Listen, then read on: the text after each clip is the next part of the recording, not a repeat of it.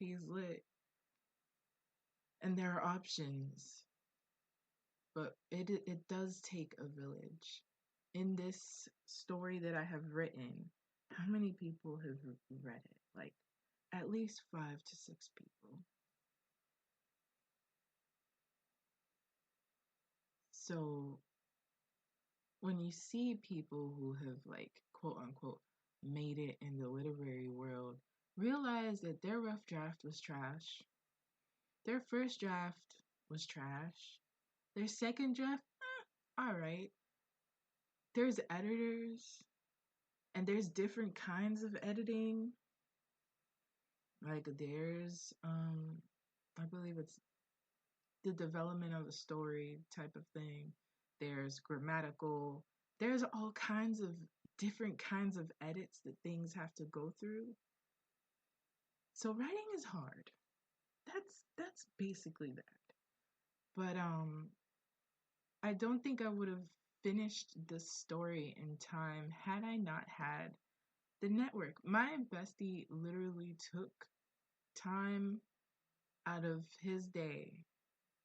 We literally sat on the phone, paragraph by paragraph. Like, does this sound right? I don't know how this feels. And this is I really want to record this so it can just stay in the in the virtual universe or whatever. So how did this story start? Traveled with the bestie. We were in Arizona and we're in this, what was it? Was it an Asian? It was an Asian spot. I think it was Japanese and we were having ramen. But like ramen, not like 30-cent ramen. It's like dope ass broth ramen. And here goes this dude from the University of Arizona. I don't know, whatever. We was in Tucson. Some teacher, some professor is talking about something. I don't remember all of it. So I will revisit that again. And like he starts talking about something about snakes. And I guess dude studies biology or whatever of snakes. And it's like, no, because I'm happy I read the story because snakes don't do this particular thing and that would have ruined the story. And it's like, who knows about snakes and whether they like to chill in the grass or I don't know, the desert. And from there we went home, well, not home, but wherever we were staying. And we're like, we're gonna do something creative. And it started with the snake. And then it went to this thing and it built into these things. And he drew stuff, my bestie. And I started writing. I'm like, oh, boom, boom, boom, boom, boom. And it's been almost a year and a half from that day. And so I say that to say, like, believe in the capability of creating out of nowhere. Like, do you realize how amazing and powerful it is to just be in existence in this world? Like to be you in this world, regardless of what's going on around you, but just to exist as you in this world. And then to do something amazing with it, be it that you're a teacher, you're a writer, you're a painter, you're a parent, I don't know, technology, whatever. But whatever that you do with full passion and full joy, like I stand because it is really raggedy out here. Like really, Earth, if there are any aliens listening, I do not recommend keep locking your doors and passing by us because the earth is raggedy. But even in that raggediness, there are beautiful people and experiences. And you as yourself are an experience. And so when you tear yourself apart, like, where does that come from? Like, who's that for? Who are you trying to impress?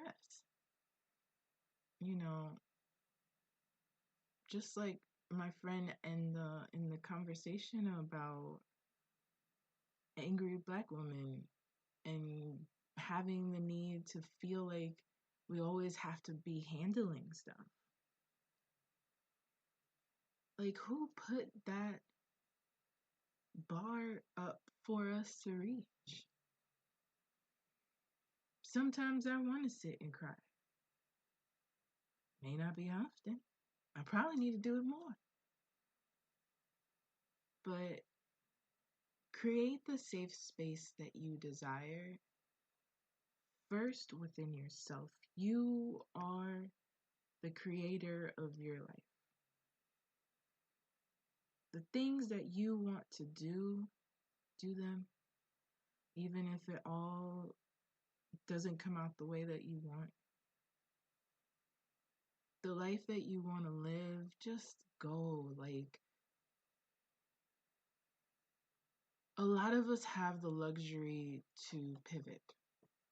Sometimes we're thrown into pivoting through our life and we have no choice. But do we not realize that every change of direction is literally God, universe, whomever, telling us now, like, I got you. You gonna crash this way. Go that way. So y'all, don't get caught up in the need for that one thing or for you to be perfect. You already are. As you are. Period. There's no buts. There's no maybes. There's none of that. None of that. There's a video that I saw about a girl. I think she's Nigerian. She said she was Nigerian. And she's bigging herself up. And I'm just like, this is the energy that I want to embody at all times. Like, yeah, you may have gained weight, eating all the snacks during COVID. That's cool. Yeah, you may have not created in a long time. That's cool. You're not ready for what, you're not ready to speak on what the world has told you yet. Keep living. Some things do get hard, some things get overwhelming.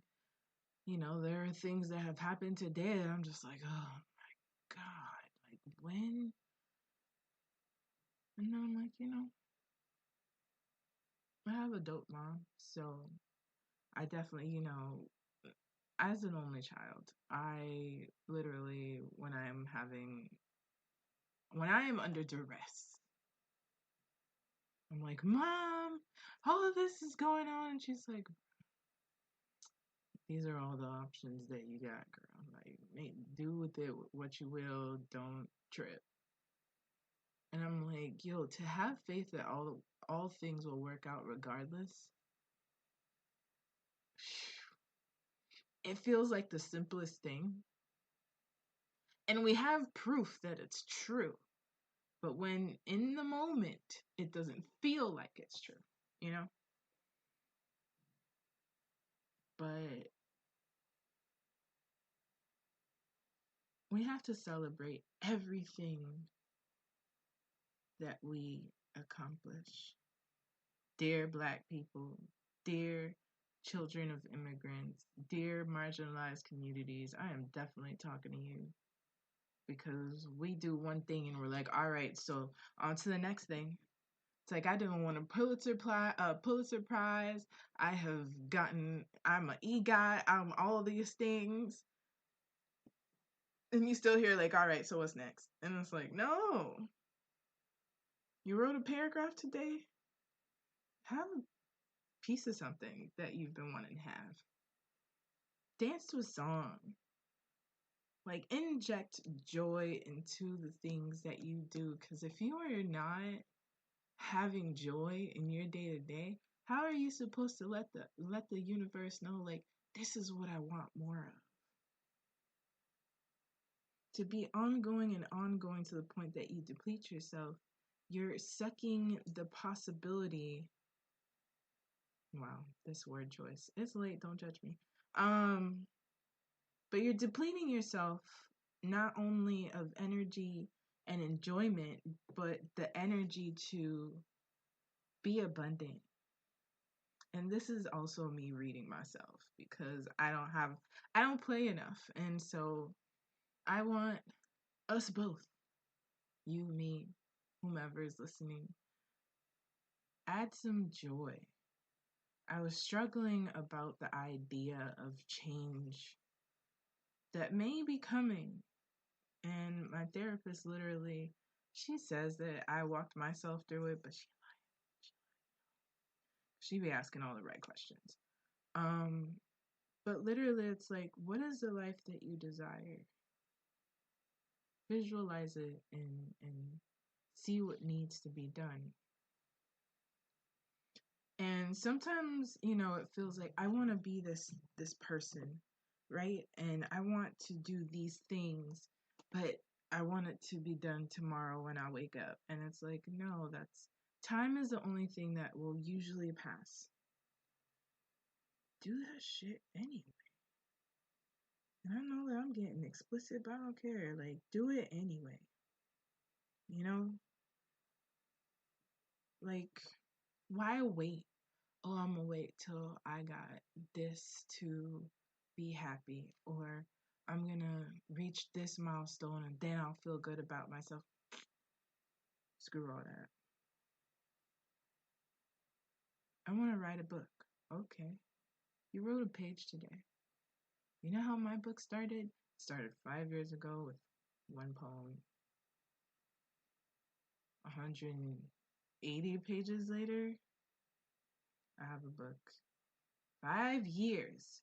There are people who write books, every 2 minutes. Amazing. Wonderful. That is your speed. Everybody got their speed.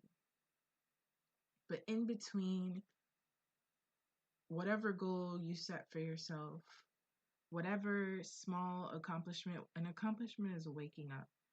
If you have, if you struggle with resting and you wake up rested. Another accomplishment is what? I showered even though I'm feeling depressed. Eating well. I'm not the best with that lately, but I'm working on it. I made mushroom steak. It actually came out good. And cream spinach with some vegan stuff and some sweet potato. And that's an accomplishment because I got all these groceries, but I have not cooked any of it. So I am celebrating myself because I cooked today and I washed out all the dishes in the sink. I'm gonna celebrate. And that's what I want us not only to normalize our humanity, but in doing so, we create routines out of joy. I went on a tangent, but that's what I wanted to say about my therapist. She helped me clarify that if things are to change, let's say finding work, and it takes up 8 hours of the day. Around those 8 hours, I can schedule joy before, in the middle, and after. Sometimes we need to create boundaries for ourselves in order to have joy. And joy is not an eternal thing. It's fleeting. It comes, it goes. It doesn't visit us every day. But we can do little things to re-up our vibe and our energy. And so, what are the things that you do to re-up your energy and your vibe? I know for me, I love K-dramas. Like, that's what I'm going to do after this. I'm going to watch my K-dramas. And